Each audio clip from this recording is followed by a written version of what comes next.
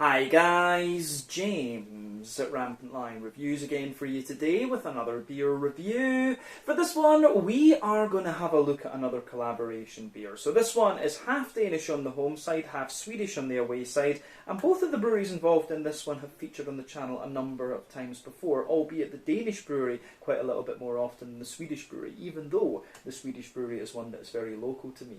But the beer itself is a style that I've had from both breweries several times before. It's one that I know both can do very, very well. And it's also a style that you don't see all that many of these days, although it was quite big back in about, 2015, 2016, this kind of time. So yeah, definitely nice to see it making a little bit of a mini comeback. And I've heard this one is quite a nice example of that style, so we'll need to see what it's all about. But needless to say, I'm very curious to see what this one is going to have in store for us. Hopefully it's another good beer, hopefully it makes for an interesting review, and as always I hope that you guys watching enjoy my take on this one as well. So yeah, for this review then, for the home side of things, we are going to head to Gørløse, which is in the kind of northwestern part of Copenhagen on Sjælland, the Danish capital of course, and we're going to have a look then at another beer from the wonderful Dry and Bitter. So this particular beer is called Bridging the Gap. It comes in at 6% ABV, and this one is a Black IPA brewed in collaboration with Malmö Brewing Co from here in Skåne in the very south of Sweden. But yeah, it's not often that we can feature Malmö Brewing Company on the channel because they are mainly a brew pub, but they do some very, very nice beers, and it is one of my favourite places to go in Malmö, of course. But yeah, 6% Black IPA, always nice to return to this style, so hopefully this one is as good as the ones we've had from Dry and Bitter before. I think this is the third or fourth one we've reviewed in the Black IPA category from Dry and Bitter on the channel, and Malmö Brewing, I think I've had maybe 2 or 3 Black IPAs from them over the years. They brew this style every so often too.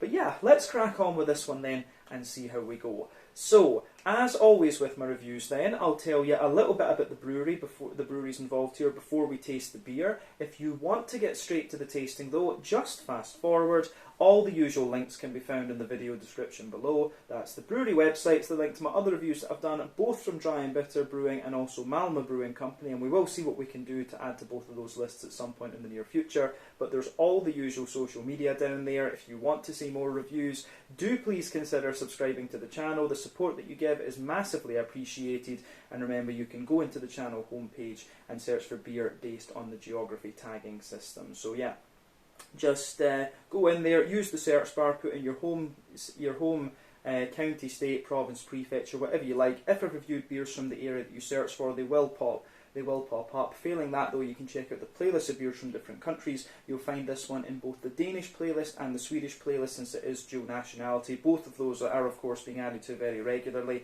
and you can check out the playlist of beers from other countries as well. Do check out the link as well to Beer Hive Amar, which is where this beer was bought. Lovely little shop run by Jessica and Nicolina. Always a great selection of Danish stuff in there. That's where most of the Danish beer comes from that I review here on the channel. And they always get a few other random things in there as well, which are nice to check out too. But yeah, you'll find that link in the video description below. But let's go on to my brewery notes then, and we'll start off with Dry and Bitter Brewery, since these guys are the home brewery in this case. So, Dry and Bitter Brewery was founded back in 2015 by the owners of Fermentoren, Soren Parker Wagner and Jay Pollard. So Soren originally studied English and history, but travelled the US extensively and visited many different breweries before studying for his brewing diploma at the Scandinavian School of Brewing. Jay, on the other hand, is originally from Australia, and he studied business but worked for many years as a bartender, and together the two founded the Fermentoren beer bar back in 2011, and then they started brewing under the name Crooked Moon, as they basically wanted to brew a couple of beers for the bar. But these guys, the brewing went quite well for them, but then they decided to change the name a little bit later on to Dry and Bitter. But they were also involved in the founding of Ølkollektivet, a collective brewing space in Gørløse in the former Stronzo brewery. And there were a few other breweries involved in that as well, who went on to form their own companies. But Dry and Bitter still brew their beers at this facility. but they've gradually expanded their capacity over the years. Gamma and Ursnigern were the other two that were really heavily involved in there, but both have moved out from what I understand, and Bad Seed, Black Rooster and Ghost Brewing are a few others that have brewed there at different points. I don't know where Bad Seed, of course, have their own brewery up near Arborg now. I'm not sure exactly where Black Rooster went, and Ghost Brewing are brewing a number of the beers in Malmö Brewing in the south of Copenhagen these days. But in addition to the Copenhagen fermentor and bar, they had another bar in Aarhus, which was had a few beers brewed exclusively for it, and today they're brewing around 200,000 or 300,000 litres of beer per year, and they've just gradually been expanding the brewery capacity over the years. They also host their own beer festival, which is called Fermentorens Flying Circus, so I will need to see about attending that sometime, and it's always proved to be quite popular. In 2021, though, Soren Parker Wagner withdrew from the company following allegations of inappropriate action towards women, and so the company is now owned and run exclusively by Jay Pollard, and they've just been working to build up things again and survive the COVID pandemic, from what I understand. But as of May 2023, when I'm filming this review for you, these guys have produced around 290 different kinds of beer, and they also produce some sour beers these days as well, which is quite exciting. So I will need to try a few of those at some point fairly soon, because I think Jessica and Nicolina had a few in Beer Hive, so we'll keep our eye out for those. But that is everything I can really tell you about Dry and Bitter Brewing for the moment. These guys are a very well known Danish craft brewery these days, and definitely worth checking out if you haven't had the chance to try some of their beers already. But yeah, if you want to learn more about these guys, you can check out the brewery website, you can follow them on Facebook and Instagram to keep up to date with all the latest goings on, and you can check out the Rate Beer, Untappd and Beer Advocate pages to learn a little bit more about all the different beers that these guys have done. So yeah, let's go on then and have a little look at Malmö Brewing Company then. We'll go over the Öresund to Sweden. So, Malmö Brewing Company was established back in 2002 when Anders Hansson and his parents bought the old Tjädern building in Malmö. And this was an old, it had been a brewery at one stage before, which was quite interesting. I think it was the last surviving brewery building in Malmö, if I remember correctly. But Anders had said he'd been interested in the property for a long time, which, as I say, was the last surviving brewery building in Malmö, and this housed the Rechter Brewery until 1898. But Anders apparently had been interested in brewing from a very early age, and he'd been involved in the industry for a number of years before officially founding Malmö Brewing Company. But a lot of work was put into renovating the property, and the family operated it originally as a conference centre and nightclub, which they used to make money and renovate the old brewery building. And the idea all along was to eventually finish up with a brew pub. But in 2013, they also opened up a beer garden at Hamnestern near Malmö Central, which stayed open for a few years. And then in 2015, they opened up the tap room in the brewery building in Bergsgatan, which is kind of near Triangle Station in Malmö. And I do recommend that you check that out. But these days, there is the Hamnestern property is no more. That, I think, is now privately owned. I don't know if someone lives in it or whatever, but yeah, Malmö Brewing Company are no longer involved there. But these days they're also producing mead under the name Malmö Meadery, and they've got another brand called Ability Drinks where they release beers in cans and bottles, which is quite exciting, and I will review one of those in a few videos time, so keep your eyes peeled for that. I've been meaning to do that for a wee while. But as of May 2023, when I'm filming this review for you, these guys have produced around 350 different kinds of beer under the Malmö Brewing Company name, and I think there's maybe about 20 or 30 have been released so far under the Ability Drinks name. They also brew a little bit of seltzer and produce jerky these days too. But yeah, you can always see Anders and Lee around the tap room, so it's definitely worth going and saying hello to them. Anders is a very distinct guy, you know, big orange, big ginger beard, and then he's very nice, and then Lee's very distinctive as well. But go and talk to them, lovely, lovely people, and always worth chatting to. So yeah, that's everything I can really tell you about Malmö Brewing Company for the moment. If you want to learn more about these guys, you can check out the brewery website, you can follow them on Facebook and Instagram to keep up to date with all the latest goings on, and you can check out the Rate Beer, Untappd and Beer Advocate pages to learn a little bit more about all the different beers that these guys have done. So yeah, let's go on then and actually have a taste of this beer itself. So I'd just like to have a wee look at the artwork on this one before we open it up. I have to say the artwork on this one really reminds me of Blaze Bailey's album Silicon Messiah, the one that he released just after he left Iron Maiden. Of course, that was a black cover, but the face is quite interesting too. It also reminds me of the robots from the I, Robot film. Plain silver top on the can there. There you can see the Dry and Bitter and Malmö Brewing Company symbols, as we said earlier, Bridging the Gap, a 6% Black IPA. So bridging the gap between light and dark, as well as Denmark and Sweden, this Black IPA is a link. A dry hop of Idaho 7, Equinaut and Eldorado on top of black malts, rye and wheat gives you the best of both worlds with notes of tropical fruit and roasted cocoa. So yeah, this should be quite nice. We know all of these hops quite well. All three of them are American. Idaho 7 about 14% alpha acid. Normally it gives you a lovely kind of soft tropical fruit note like mangoes, apricots, papayas and stuff. Equinaut's about 12% alpha acid if I remember correctly. It could be a little bit more, but it gives you a big kind of oily limey character. Eldorado's about 12% alpha acid as well, and it gives you quite a bit of like passion fruit and pineapple and stuff from what I remember too. So it'll be interesting to see how these ones behave in the Black IPA. And one thing I would also say about Black IPAs is that for me, there are these days kind of two different variants of the style. I would say you get the old school, more West Coasty type Black IPAs, which are mainly barley malt. Sometimes they have a little bit of rye in them, of course, but then you get the more New Englandy type Black IPAs as well, which tend to have wheat and oats in them. But this one seems to have the wheat, the rye, and the black malt in it. So I'm curious to see where on the spectrum this one lies. It might be a little bit in between. But yeah, let's just get this guy out and see how we get on. Bridging the Gap Black IPA at 6% ABV. Let's do this. Yeah, so here we go. I'll tell you something on the nose, the aroma, just as we open up the can, smells very, very nice. There we are. I think that's enough to take a look at the beer for the moment, and I don't want to get too big ahead on the thing, otherwise it's a wee bit difficult to get some of the aromas out of the beer. But yeah, anyway, so you can see that this beer has, you can see the beer has poured with about 1.5 fingers of a frothy, I would say kind of medium tan head. A few kind of medium-sized bubbles toward the surface there, but a few fluffier ones going further up the head, and you can see there's also a few kind of more bumpy bubbles in there, which look very, very nice. In terms of the colour of this beer then, if we shine the light through this, it does have a lovely kind of dark chestnut, ebony rosewood type colour to it, which is nice. This is to be expected of the Black IPA, of course. 1 or 2 big bubbles sticking toward the side of the glass and a few little ones going up toward the bottom of the head there. If we shine the natural light through it, there isn't too much light coming through this beer, and the opacity in this one is probably caused by the presence of the wheat. But remember, the colour of your beer is dependent on a few things. 1, the type of malts that you use. This goes a long way to determining your EBC rating. 2, length of your wort boil is also going to play a role, because the longer you boil the wort, the more the sugars caramelise, and thus you get a darker colour of beer. But any barrel aging you do or adjuncts you put into the beer will also affect the colour of your beer. But with black beers like this, it can be a little bit difficult to change the colour of the beer with adjuncts or barrels or whatever. But yeah, in any case, this one does look pretty much as you would expect of a Black IPA. So yeah, I don't think we need to say very much more on the appearance of this one.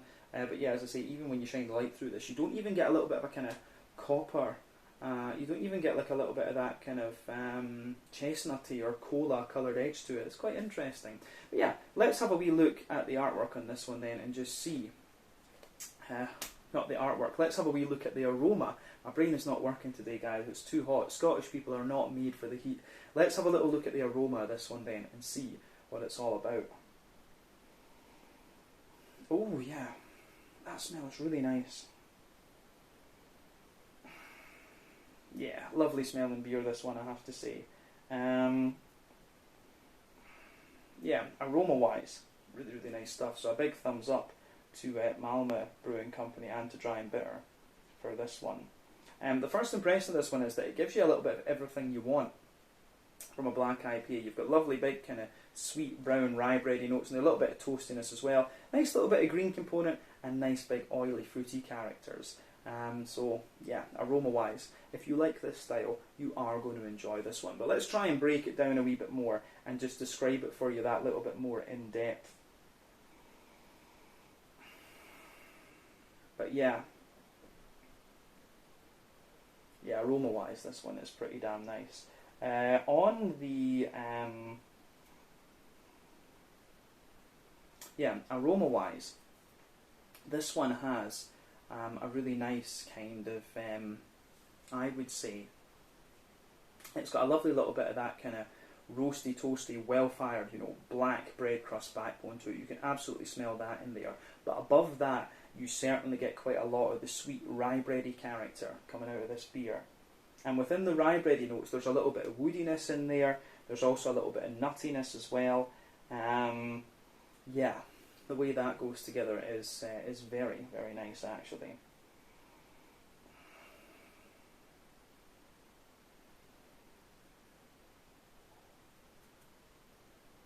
Yeah, the sweetness you get out of the malt base in here is really, really nice, actually. It's almost got a little bit of chewiness to it from the rye bready characteristics. So that's really, really interesting. As I say, you've got this lovely, sweet, chewy, slightly caramelised rye bready character coming out of this one. So that gets a big thumbs up from me. I really like that about this one, for sure. Yeah, so big, chewy rye bready malts coming out of it. And then you've also got a little bit of, how do you say, you've got a little bit of a kind of more wholemeal brown bready character in there. I'm getting little elements of white bread out of this beer as well, which I'm guessing will be from the wheat, because it's got a lovely smoothness to it, this one. And there is a little touch of wheaty bitiness just in the back of the nose, which is quite interesting to get that from a black IPA, because normally you'd get that in New England's, but yeah, it is really interesting in that particular context. But yeah, above that, you certainly get, there's a little bit of an almost kind of cocoa note out of this one, but not too much, like a dry, toasty, kind of chocolatey note out of this one. So there's a wee bit of that going on, and then you've got lovely kind of brown sugary elements in there. So there's a little bit of that kind of treacly molasses sort of thing coming out of the beer. Not too much of a leathery brown sugar out of this one, I would hasten to add. There's a lovely big oily, sweet caramelly note coming out of this one. As I say, a little bit of the treacly molasses notes, but not too much, and just a teeny little hint of a leathery kind of quality. So when you get the leathery brown sugars, that's usually an indicator of a slightly longer wort boil, but I'm not sure that's the case with this particular beer. Otherwise it would be a little bit more kind of prominent, I would say. But I think that covers the malty side of this beer, to be honest with you. Yeah, let's go on to the hoppy side of things then. We'll have a wee look at the green component. So yeah, for me, green component in this beer, you get a tiny little bit of earthiness and herbal character. You're always going to get a little bit of it, but the green component for me really leans toward a more kind of floral character. So you've got a nice bright floral aromaticity in this one, and you've also got a little touch of zesty grassiness at the front of the nose too. But the way that that goes together in this one, I think, is very, very nice. So that gets a thumbs up from me. Yeah. And one thing to remember with IPAs is that you have 3 different kinds of hopping that you can use in these beers. And assuming you have a 90-minute wort boil, because that's a good and quite common example, within the first hour of the wort boil, the hopping is called early addition hop, and that gives you mainly bitterness, and also a big kind of piney resinous depth to the beer. Late addition hopping within the last half hour of the wort boil, that tends to give you like a brighter aroma, like quite a lot of bright floral and zesty grassy kind of character. Doesn't give you too much in the way of bitterness. Then dry hopping, which takes place after the wort boil is complete, is all about flavour and aroma. It doesn't really give you any real bitterness to the beer. And for me, this beer smells as if it's relying mainly on late addition and dry hopping, just because of how bright the green component is. But yeah, aroma-wise, it is pretty damn nice. So, on the, as I say, that covers the green component for me. So on the fruity side of things, it's quite interesting because for me, I get a lot of orange and kind of limey character coming out of this one. But the thing you have to remember is that even though, we had Idaho 7 and El Dorado in this one, which are known for their kind of tropical notes, and if they behave anything like Simcoe does in a black IPA and a darker malt base, then they're going to give you more kind of red fruity characteristics, and Simcoe was great for that. Simcoe would normally give you a kind of strong, oily passion fruit in a West Coast IPA, or it would give you like quite a smooth, juicy passion fruit in a New England. But in black IPAs with the dark malt base, it'll give you these lovely red fruity notes. So I think that Idaho 7 and El Eldorado are kind of doing something like that in here, because there's a lot of I get a lot of juicy blackberry out of this one. You can smell little remnants of the kind of tropical notes in this one. Like the beer does have a little bit of that kind of apricot-y and pineapple-y, papaya type thing coming out, but there is still just that kind of red fruity, like blackcurranty note out of this one. I get quite a little bit of orange as well, which is interesting, like a nice oily orange. And then of course there is the limey notes from the Equinaut. I always found that Amarillo and Equinaut and Motueka as well, the more orangey and kind of citrusy leaning hops rather than the more tropical ones, they tend to keep a lot of their characteristics in darker beers, but they just they just become a little bit more oily, if you like, and a lot of the time the hops will behave more along the lines as they would with a West Coast IPA in a sense than they would as a New England when you put them into the dark malt bases. So this is one of the really interesting things about beer for me, is the different fruity characters that you can get out of some of these hops in different malt bases. And there's so many hops out there these days, but that's another story. But aroma-wise, this is nice. A lot of orange for me, a lot of lime, little bits of tropical fruit in there, but also quite a prominent blackcurranty, blackberry type thing coming out of this one. So, yeah, I do like how this goes together. It gets a thumbs up from me for sure. Yeah, interesting stuff. So, as I always say, take a wee bit of time to just enjoy the aroma of the beer before you get stuck in. But yeah, this does smell very, very nice. Let me just put the rest of this in the glass then, and we'll get ready to actually try this one. There we are. So, yeah, that looks nice. So this one is Bridging the Gap, a Black IPA at 6% ABV from Dry Bitter Brewing in Gorlösa to the northwest of Copenhagen, in collaboration with the wonderful Malmö Brewing Company from Malmö here in Skåne, in the south of Sweden. One of my favourite places to go drink a beer when I go down to Malmö. But let's get stuck in. Slange, skål, cheers.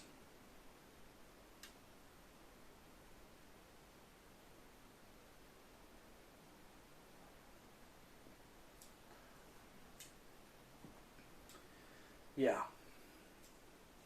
that's very nice actually.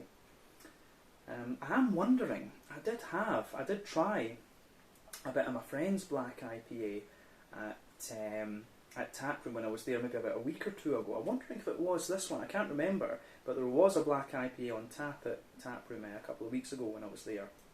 But yeah, regardless, this one is very, very nice. It is more like one of the old school West Coast type Black IPAs, I would call it. It's not too kind of smooth and New Englandy. This is more old school and West Coasty in a sense, a bit more bitterness and a bit more toastiness and stuff like that to it. But as I say, thumbs up from me for this beer. I like this style, and Dry Bitter have always done this one pretty solidly, and Malmö, the ones that I've had, have always been good too. So yeah, let's just take this beer in, break it down, and do as we always do.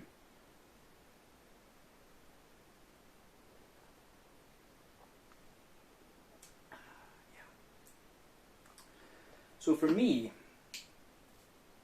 this beer mainly has a lovely kind of sweet breadiness to it, bit of roastiness, bit of brown sugar, lovely oily fruits, and then a nice green component. It's got everything you would want. It's a very well-rounded example of the style, I have to say.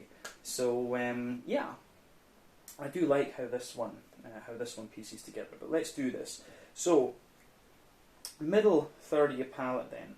The backbone of this beer, you've got a lovely little bit of a roasty, toasty, well-fired, black, bread crusty character there. You can feel that just forming the backbone of the beer. Further forward on that middle third of the palate, you'll get a little touch of woodiness out of it, and you can feel that lingering into the aftertaste.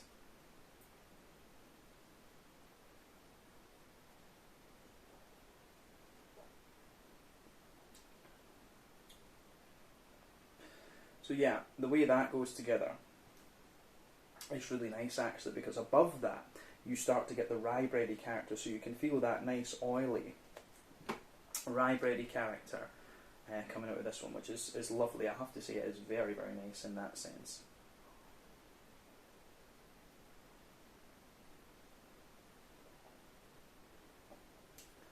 So the rye bready character, like I say, has a lovely sort of almost slightly caramelised sweetness to it, and I really do enjoy how that pieces together in this beer. But within the rye bready character, you get one or two little bits of nuttiness coming out of the beer, which linger into the aftertaste. And then above the kind of more dense rye bready layer, you start to get a wholemeal brown bready character out of this one. And then there's a kind of white bready. There is a little bit of white bready character sitting on top of that one as well, which will be from the wheat, of course. But yeah, I do like how you go from roastiness to more caramelised to a little bit grainy, and then a kind of white smooth bread in this one. You've got all these layers there in the middle third of the palate, which go together really nicely. So that gets a thumbs up from me, absolutely. Above that though, you get the brown sugary notes coming out of the beer. So you've got a layer of an almost slightly leathery brown sugary character coming out of this one, so you can feel that there. But this beer, you can tell it hasn't had too long a wort boil yet. There's not too much of a long wort boil on this one. This will be like 90 minutes or 2 hours or something like that. But yeah, you definitely get a wee layer of kind of more leathery brown sugars. Above that, you've got a little bit of a more kind of roasty, toasty brown sugary character, which is also nice.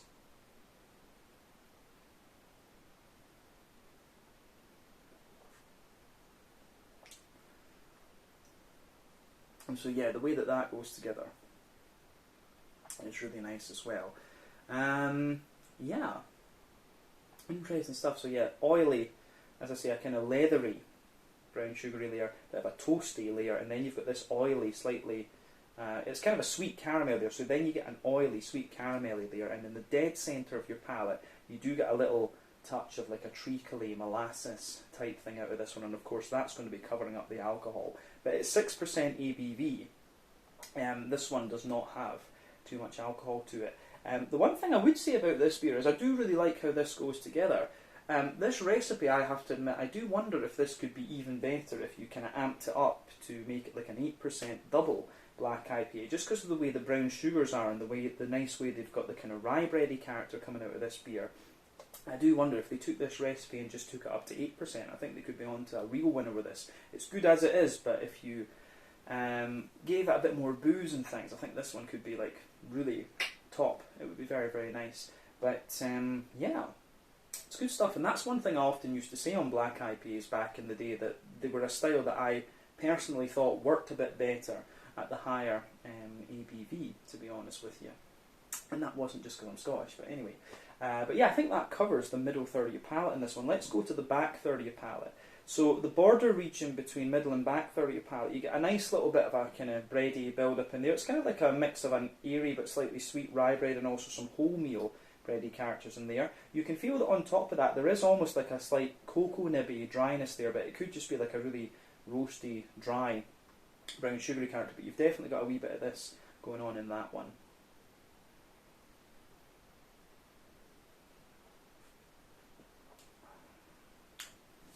But yeah, the way that the back third of the palate goes together is quite interesting. This one, as I've always said, more dry and bitter flavours come out further back on the palate, sweeter flavours come out further forward. So yeah, on the border region, we've talked about that, but the base of that back third of your palate, you can feel the roasty, toasty, well-fired bread crust is even drier, and above that you've got the rye bready layer, which is kind of caramelly, but again, the sweetness that you get out of that just feels a little bit drier, but the layer is, of course, a little bit taller and a little bit more airy, and then above all of that, you've got a more kind of, you've got that lovely, more airy, brown bready type character coming out of this one, which I do really like.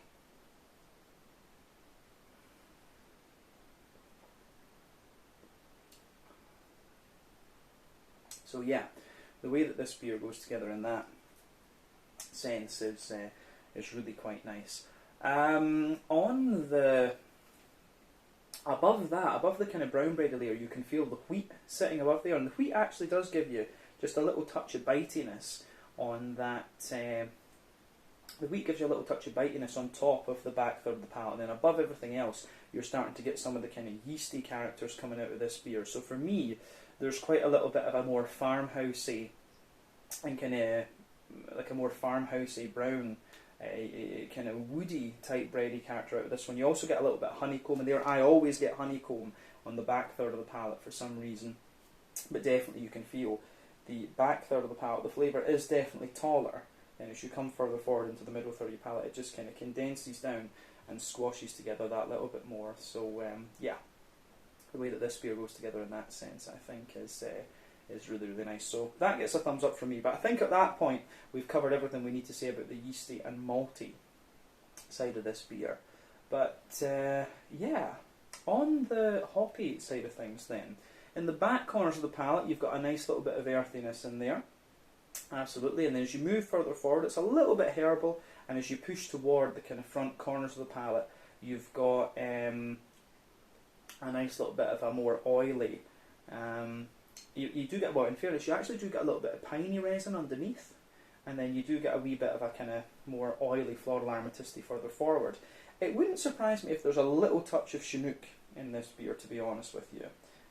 There's just something about the kind of piney resin notes that are telling me there could be a bit of Chinook. But of course, any of the hops that they've used in the dry hopping in this one that they've mentioned could also potentially give you a little bit of pine resin. It just depends when during the wort boil they're added. But as I say, on the sides of the palate there, you've got a little bit of a deeper and more kind of spicy. You've got a little touch of a deeper and more spicy piney resiny character. Then you've also got that nice big kind of floral aromatic sort of thing coming out. So it's quite an oily floral aromaticity. But round the front curve of the palate, you've got a little bit of a lighter and more kind of grassy character coming out of the beer too, which is nice.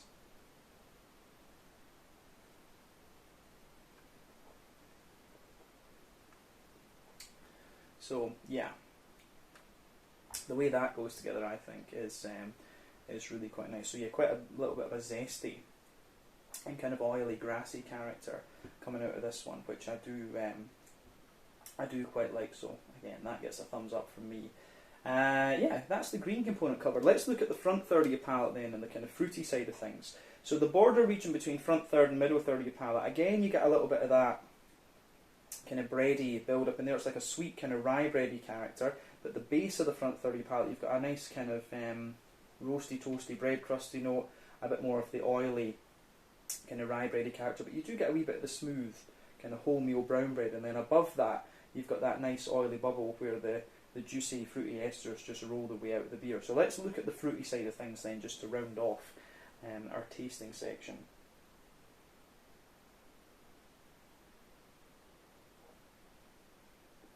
So yeah, I would say first off, this beer, on the fruity side of things, it does lean a lot toward that kind of orangey, limey sort of thing that I was picking out in the aroma. But there are a few other things going on in here as well. At the back of that front third of your palate, I think there is a wee touch of a stronger grapefruit, and that makes me think that one of the early edition hops in this beer is Chinook. I would not be surprised in the slightest of that. So yeah, there is a wee bit of a stronger grapefruit there. But as you move further forward in this one, you are getting a little bit, there's almost a wee touch of that kind of sultana-y, pruny type red fruity dryness there. So on the back half of that front third of your palate, there is a wee bit of like a black curranty, pruny, sultana type note there. And as you move further forward into the middle of that front third of your tongue, there is a wee touch of tropical note there, like a slight juicy mango, a little bit of pineapple, and a wee bit of apricot. You do get wee remnants there of what what Idaho 7 and El Dorado would be, because they are in normal IPAs. In New England's and West Coast, they would be quite tropical leaning hops, but obviously here they show the tropical hops. I think have a tendency to show more red fruity characters in a darker malt base. Correct me on that in the comment section below if I'm wrong, or if you have any other thoughts on that. I'd be interested to hear. But as you move into the front half of that front third of your palate, you're getting a mix of big oily orange and kind of nice juicy lime as well. So yeah.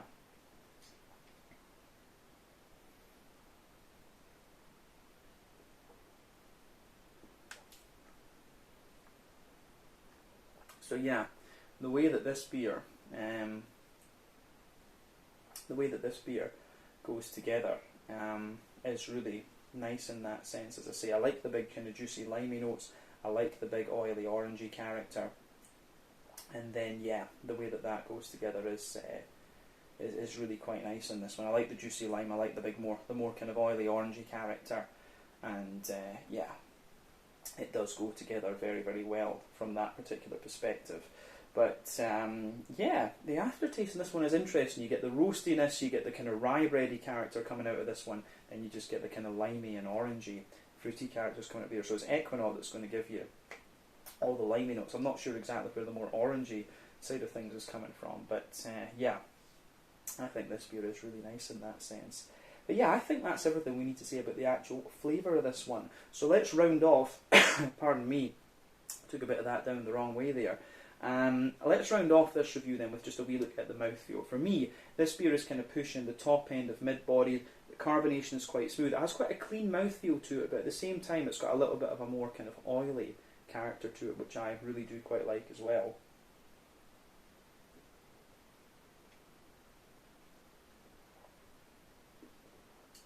So yeah, nice little bit of oily mouthfeel to this one. In terms of the IBUs, I think this one is like 60. I think it's got to have about 50 or 60 IBUs in it, this one. Some of it from the roasty black malt, some of it from the kind of big green component in there. So the way that that goes together is quite nice. And the malt base, as we said, has got a bit of roastiness and dryness to it. You've got a bit of caramelised sweetness, and you've also got a more kind of leathery and sweet brown sugary character coming out of this one, but quite a dry sweetness actually, which suits the overall vibe of the beer. We've said the hoppiness there, it gives you a little bit of piney resin, but also a kind of more oily, grassy and floral character, but a wee bit of zestiness. Then you've got that nice oily but kind of juicy fruity note coming out of this one. But overall, I would say this is a very nice black IPA, this one. Definitely more along the lines of the more old school West Coast type black IPA, as I would put it, not the kind of smoother ones that you can get these days, which I would deem more similar to the New England IPAs. So yeah, thumbs up to both breweries in this one. I think they've done a nice job of this. The rye character really comes out very nicely in this one. But yeah, this was the Bridging the Gap 6% black IPA brewed at Dry Bitter Brewing in Gørløse to the northwest of Copenhagen on Sjælland in Denmark, in collaboration with Malmö Brewing Co from here in Skåne in the very south of Sweden. But yeah, once again, thank you for watching, pardon me, my beer reviews. Until the next time, please like, subscribe, share, all the usual YouTube stuff. Let me know your own thoughts on this beer in the comment section below. Let me know what your favourite beers are from Dry Bitter and Malmö Brewing Co, and we will no doubt return to these guys again at some point in the very near future. But until then, Slàinte, Skål, cheers, and see you guys in the next review. Ciao just now.